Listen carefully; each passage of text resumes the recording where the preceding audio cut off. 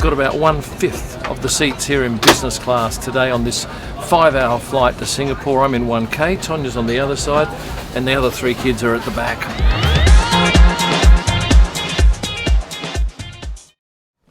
Wednesday, 28 September, and today we set off on our first family holiday in 3 years. I guess a lot of people have had that same situation with COVID, but I haven't holidayed with my boys and my wife, plus the video cameraman's girlfriend who's coming with us, in a long time. So it's going to be a real thrill. Singapore first, got 4 days at the track, and then we all have 2 nights in Tokyo, and then us 2 head off to the Japanese GP, and then we go back to Tokyo for a week. And you are coming along for the ride.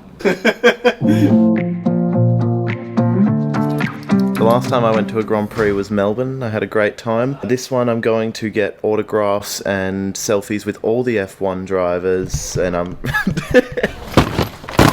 The Illman family are off to Perth Airport now. There's a 30-minute trip out to Perth Airport. Normally I fly out of T1, which handles Qatar and Emirates and Singapore Airlines, but Qantas, for some reason, flies out of the domestic airport, even though it's an international flight. It's 30 minutes, costing us about €40. We're in what is normally the domestic terminal here at Qantas, but international flights for Qantas go out of here, and they're not that many. We're pretty poorly served. But today, in order to get to Singapore, we have to show 2 things: a Singapore arrival card and an international vaccine certificate. We now have to show our arrival documentation before we get on the flight. So it's all a mad scramble through people's phones to get this information.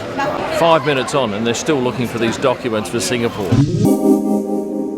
Slight delay, because what has to happen is I've got a fair bit of photo gear and some prints that need to be declared going out of the country so I can bring them back in without any duty, but nobody's quite sure how we do it here at the domestic airport because it's completely different to what we do at the international airport. Hello, we've got to show you some stuff and get you to stamp. Yeah, I'm just trying to organise. Took a while, but we eventually got it. Now it's through security and up to the lounge. This is the domestic airport, but we're going international, so we have to go a bit further around here. And I do have to, at this point, thank Black Rapid for brand new straps. These are fantastic for carrying camera gear.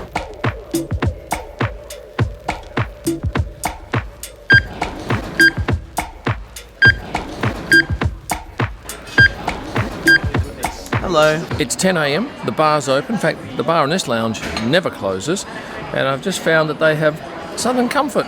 So this son here is just getting into the bacon and the sausages.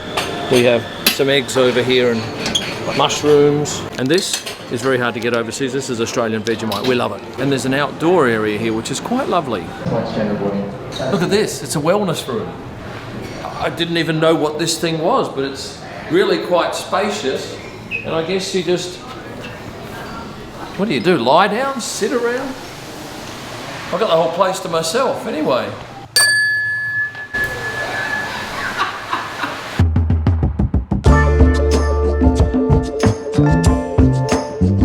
Today we're flying on the Margaret River, Qantas plane, and this lady here is from Margaret River. Hi! Love the videos, Kim. Am I 1K and you're 1A? Come this way, Cheers.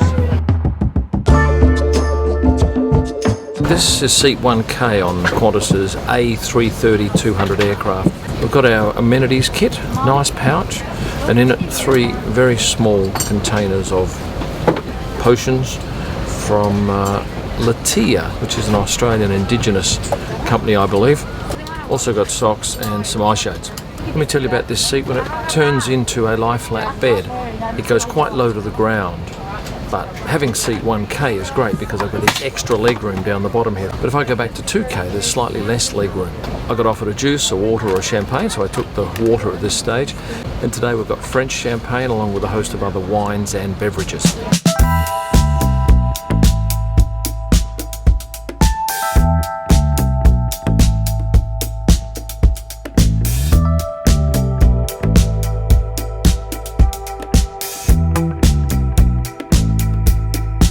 This is the same business class seat used on the Qantas Perth to London and Perth to Rome flights, which are monsters, something like 16 or 17 hours.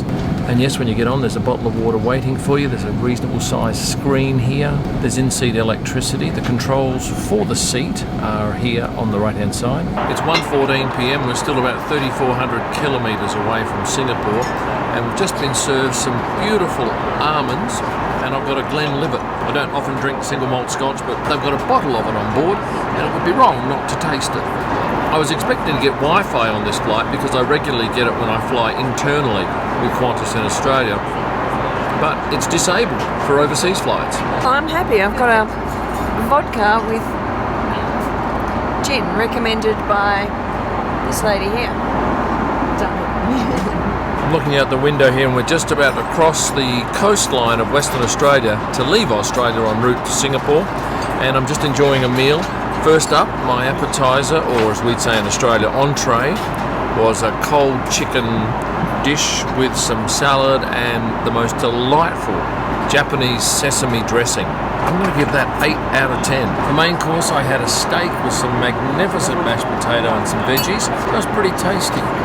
And then they wheeled out the dessert trolley, which necessitated a small ice cream and a coconut and dark chocolate slice. An excellent meal on my second shortest flight from home throughout the F1 season. You remember when we were out last week? I met this girl. Yeah, what about it? Well, she blocked me on Tinder. What? Ciao. Thank you. Welcome to Singapore.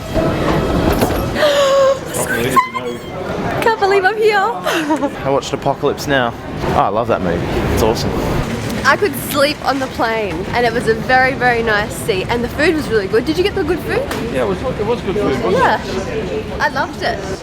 Well, that was quite a drama getting in. I'll tell you why.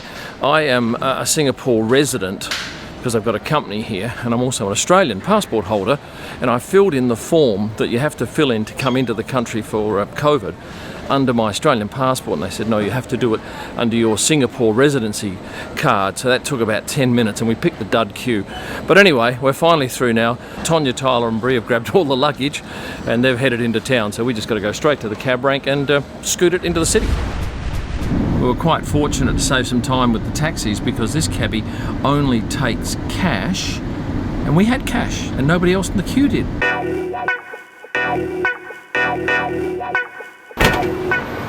It's about €30 for a half an hour taxi ride. Pretty good value. This is where we're staying, the Marriott at Canning Plaza. Great hotel. And this is why we are here. Well, this is Singapore. I haven't been here for 3 years. Lovely to be back. Just across the road from Ion here at the Marriott. This room, bit of a mess in very quick time, but this is what it looked like before we got into this room. So tomorrow it's off to the track for 4 days of sweaty work.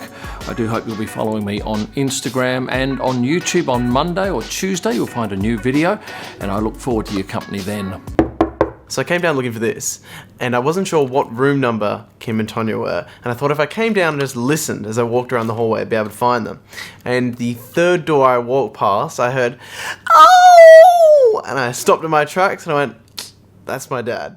Hey, can you do me a favour? Please like this video. Go and hit the like button. And I believe that some of you still have not subscribed yet. Here's your chance. A reminder that you'll find all of my digital images at prostarpics.com for F1 wall art. Drivers' signed photos. At the moment, you can buy Nick DeVries or Alex Albon. Head to kimillman.com. And for my best images live from the track and all during the week, head to Instagram and search at Kim Illman. Thanks for watching. Stay passionate.